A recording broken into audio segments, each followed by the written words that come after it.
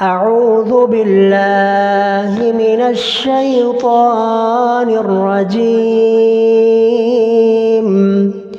بسم الله الرحمن الرحيم. ألم نجعل له عينين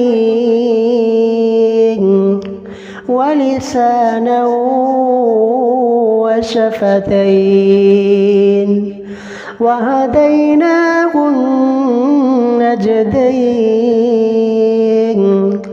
فلاقتحم العقبة وما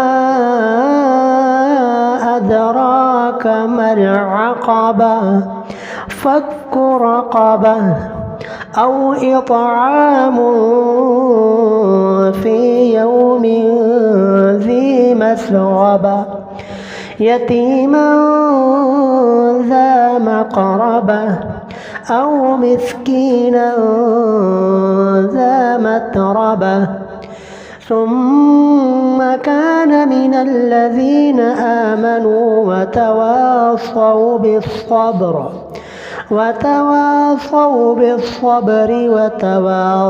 بالمرحمة أولئك أصحاب الميمنة.